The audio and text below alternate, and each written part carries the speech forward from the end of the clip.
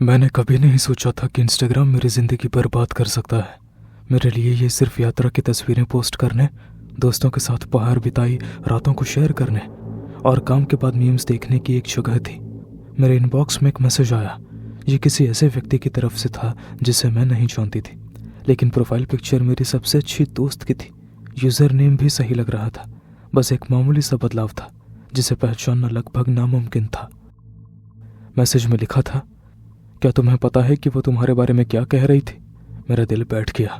मैंने क्लिक किया। वो अकाउंट प्राइवेट था, लेकिन उसमें मेरे दोस्त की तस्वीरें, स्क्रीनशॉट्स, कैप्शंस, यहाँ तक कि उसके जैसे ही फॉलोअर्स भी थे। ये सब असली लग रहा था। एक पल के लिए मुझे सच में लगा कि ये वही है। यहीं से शुरुआत हुई। बस एक मैसेज। मेरे आसपास के लोगों पर मेरे भरोसे की दीवार में एक छोटी सी दरार आ गई। शुरुआत में मैंने इसे नज़रअंदाज कर दिया। नकली अकाउंट तो बनते रहते हैं, है ना? लेकिन फिर और मैसेजेस आने लगे। अलग अलग प्रोफाइल, अलग अलग नाम, फिर भी किसी तरह उन्हें मेरे बारे में बहुत ज़्यादा पता था। एक ने दावा किया कि मेरा बॉयफ्रेंड मुझे धोखा दे रहा है। दूसरे ने कहा कि मेरे साथ काम करने वाले पीठ पीछे मेरा मजाक उड़ाते हैं। सबसे डरावने वे थे जो मेरे दोस्त बनने का नाटक करते थे। उनकी तस्वीरें, उनके लिखने के अंदाज और उनकी बोलचाल की भाषा का इस्तेमाल करते थे। और सबसे डरावनी बात, वे ऐसी चीज़ों का जिक्र करते थे जो किसी अजनबी को नहीं पता होनी चाहिए, जैसे कि पिछली रात मैंने क्या पहना था जब मैं किस बार में गई थी। यहाँ तक कि कोई ऐसा निजी मजाक जिसे सिर्फ कुछ करीबी दोस्त ही समझ सकें। मुझे हर चीज़ पर शक होने लगा। यही मैथ्यू हार्डी की चाल थी। उसने सिर्फ मेरा पीछा नहीं किया, उसने मेरी हकीकत को तहस नहस कर दिया। सब कुछ कई गुना बढ़ गया। जो बहुत समय तक सिर्फ एक नकली अकाउंट तक सीमित नहीं रहा। एक बार जब उसे रास्ता मिल गया तो उसने अपनी संख्या बढ़ा ली। एक सुबह में किसी एक प्रोफाइल को ब्लॉक कर दी और शाम तक 3 नए प्रोफाइल के मैसेजेस आ जाते। वे सभी अलग अलग आवाज़ों में एक ही बात कहते, चेतावनियाँ, कबूलनामे और ऐसी बातचीत के स्क्रीनशॉट्स जो कभी हुई ही नहीं।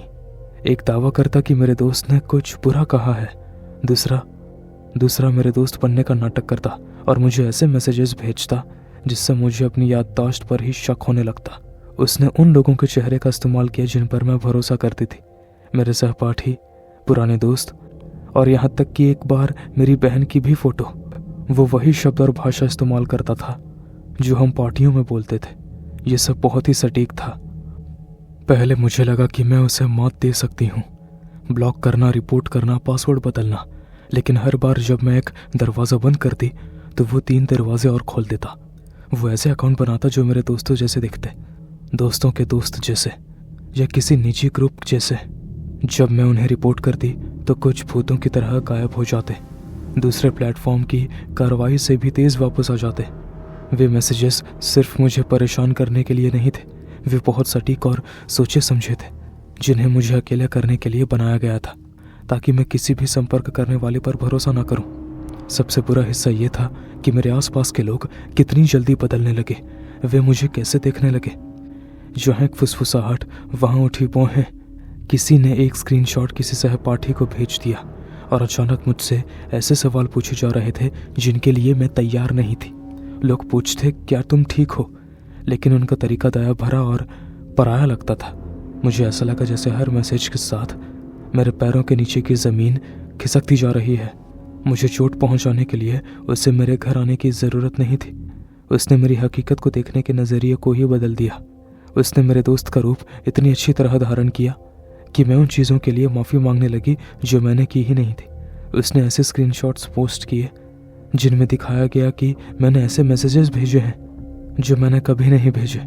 उसने मुझे उन जगहों की निजी तस्वीरें भेजी जहां मैं गई थी और उन्हें वैसे कैप्शंस दिए जैसे वो वहां मेरे साथ था। मुझे याद है कि मैं अपने फ़ोन को एकटक देख रही थी और सोच रही थी, अगर वो इतना सब कुछ नकली बना सकता है तो वो और क्या क्या कर सकता है। मैं किस पर भरोसा करूं जब कोई किसी की आवाज़, मजाक, यहाँ तक कि मेरी सहेली के एक खास निकनेम लिखने के अंदाज को भी नकल कर सकता था। मेरी नींद उड़ गई। मैंने हर चीज़ का हिसाब किताब लगाकर जीना शुरू कर दिया। किसे मैसेज करना है, शब्दों को कैसे लिखना है, या कुछ पोस्ट करना भी है या नहीं। मैंने बाहर बिताई रातों की तस्वीरें डालना बंद कर दिया। वो ऐप जो मुझे जीवंत महसूस कराता था अब मेरी असुरक्षा का नक्शा बन गया था। यहाँ तक कि जब दोस्त चिंता में मैसेज करते तो मैं सहम जाती, क्योंकि मेरे मन का एक हिस्सा सोचता था कि क्या ये मैसेज वाकई उनकी तरफ से आया है या ये वो है। हर बार जब मुझे लगा कि मैं इससे दूर जा सकती हूँ, एक हफ्ते के लिए ऐप हटा सकती हूँ, अकाउंट बंद कर सकती हूँ या ऑफलाइन जा सकती हूँ, तो वो वैसे भी मुझ तक पहुँचने का रास्ता निकाल देता। उसने तेजी को हथियार बना लिया। अगर कोई बदनामी वाला पोस्ट दिखता तो वो उस पर कमेंट्स इकट्ठा करने लगता। अगर कोई झूठ पोस्ट किया जाता तो दूसरे उसे बढ़ा चढ़ा कर दिखाते। उसने ऑनलाइन भीड़ को मेरे खिलाफ कर दिया। उसने सोशल मीडिया के माहौल को शत्रुतापूर्ण बना दिया। एक समय ऐसा आता जब डर निजी नहीं रह गया था और सबूत बन जाता था। तब मैं पुलिस के पास गई।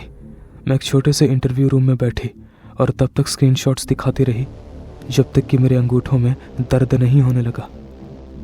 उन्होंने मैसेजेस के प्रिंट निकाले, जहां हो सके वहां आईपी एड्रेस का पता लगाकर, और हर उस नकली अकाउंट की सूची बनाई जो मुझे याद था। जासूसों ने मुझे बताया कि हार्डी के काम करने के तरीके में ये कोई असामान्य बात नहीं थी। लगातार पहचान चोरी करना, नकली प्रोफाइल पर परत दर परत, और ऐसे अकाउंट जो अलग अलग नामों से फिर से सामने आ जाते। उन्होंने वही कहा जो मैं अंदर से महसूस कर रही थी। वो सिर्फ मेरे अकाउंट को कंट्रोल नहीं करना चाहता था, वो मेरी पूरी कहानी को नियंत्रित करना चाहता था। उन्होंने मुझे सबूत सुरक्षित रखने को कहा, स्क्रीनशॉट्स लेने को कहा और कुछ भी डिलीट ना करने को कहा। उन्होंने बताया कि उनकी तरफ से चोर सिपाही का खेल कैसे काम करता है। कभी कभी प्लेटफॉर्म तेजी से बात मान लेते थे, कभी कभी इनमें दिन लग जाते थे। उन दिनों मेरा दुख और बढ़ता गया। वहां बैठकर गवाही देते हुए मैं खुद को छोटा और बहुत बड़ा दोनों महसूस करती थी।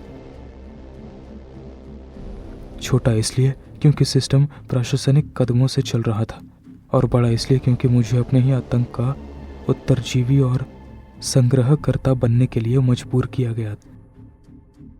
जांचकर्ताओं ने वो किया जो मैं कर सकती थी। उन्होंने दर्जनों शिकायतों में एक जैसे पैटर्न्स ढूंढे। उन्होंने अकाउंट्स को आपस में जोड़ा, मेटाडेटा के सुरागों का पीछा किया और प्रोफाइल की एक ही संगठित नेटवर्क की पहचान की जो सब एक ही ऑपरेटर से जुड़े थे। ये कोई चमक धमक वाला काम नहीं था। ये फाइलें, टाइम स्टैम्प्स और उस तरह की धैर्यपूर्ण डिजिटल फॉरेंसिक्स थी जो एजेंसियां तब करती हैं जब उन्हें लंबे समय से चल रहे किसी ऑपरेशन को खत्म करना होता है। जब गिरफ्तारी हुई तो ये सब अवास्तविक लगा। सादे कपड़ों में एक आदमी जिसे हिरासत में लिया गया था और जिस पर दर्जनों महिलाओं के झूठ और उत्पीड़न के साथ निशाना बनाने का आरोप था। प्रेस ने वर्षों तक उत्पीड़न और उन दर्जनों पीड़ितों के बारे में लिखा जो सामने आई थी। उसका नाम मैथ्यू हार्डी था, एक ऐसा नाम जिसके साथ अचानक सुर्खियां और कोर्ट की तारीखें जुड़ गई थी। 2022 में उसे स्टॉकिंग और उत्पीड़न के लिए दोषी ठहराया गया। जुड़ी हुई जांचों के बाद उसे कई सजाएं मिली। सजा मिलने से इसके द्वारा किए गए नुकसान की भरपाई तुरंत नहीं हुई, लेकिन उस पल में केस फाइल को आगे बढ़ते हुए देखकर, ये जानकर कि किसी को जवाबदेह ठहराया गया है, मेरे मन को शांति मिली। ये उतनी राहत नहीं थी जितनी कि यह मान्यता थी कि मेरे साथ जो हुआ वो सच था, जिसे शायद इंटरनेट की अजीब बातें कहकर खारिज कर दिया जाता। उसका अब एक आपराधिक ढांचा और कोर्ट में एक नाम था। सजा ने डर की उन रातों को मिटाया नहीं। इसने उन महीनों को वापस नहीं बदला जो मैंने मैसेज को फिर से लिखने, पोस्ट डिलीट करने और उन दोस्तों से बचने में बिताए थे जिन्हें मुझ पर शक करने के लिए बहकाया गया था। सुधार एक लंबी प्रक्रिया थी। अकाउंट बदलना, 2 फैक्टर ऑथेंटिकेशन को सुरक्षा कवच की तरह लगाना और भरोसे को वैसे ही फिर से बनाना जैसे आप किसी के घर को तोड़कर फिर बाद में उसे बनाते हैं। मैंने थेरेपी शुरू की। किसी ऐसे व्यक्ति का साथ मिलना मददगार था जो हैरानी या संदेह के साथ प्रतिक्रिया नहीं देता था। कोई ऐसा जिसने डिजिटल जख्मों को असली जख्मों की तरह माना। मैंने जिंदगी जीने के व्यवहारिक कौशल सीखे। सब कुछ का स्क्रीनशॉट लें, एक सबूत फोल्डर में रखें। नकली पहचान वाले अकाउंट्स को कभी जवाब न दें। शक होने पर किसी दोस्त से मैसेज की पुष्टि करवाएं। ये छोटी छोटी आदतें नियंत्रण का एक अंश वापस देती हैं, लेकिन कुछ सामाजिक निशान भी रह गए थे। कुछ दोस्तियां टूट गई। नौकरी के आवेदनों में स्पष्टीकरण देने की ज़रूरत पड़ी। सोशल मीडिया अब अलग लगता है।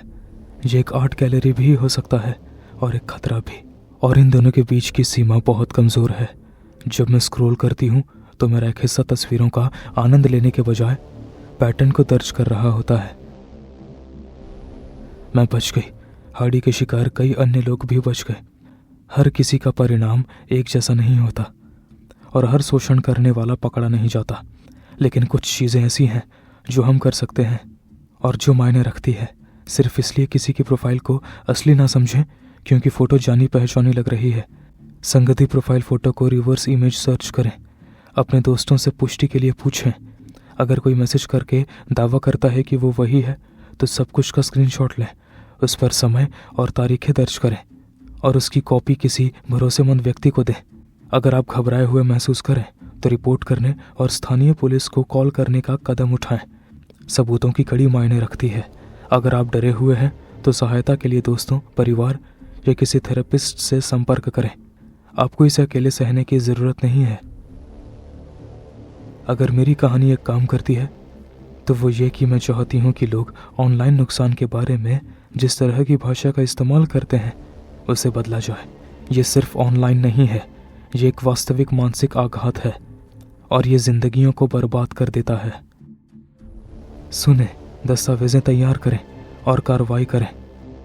अगर आप इस कहानी से प्रभावित हुए तो कृपया कमेंट्स में संसाधन शेयर करें और अधिक सर्वाइवर्स कहानियों के लिए सब्सक्राइब करें।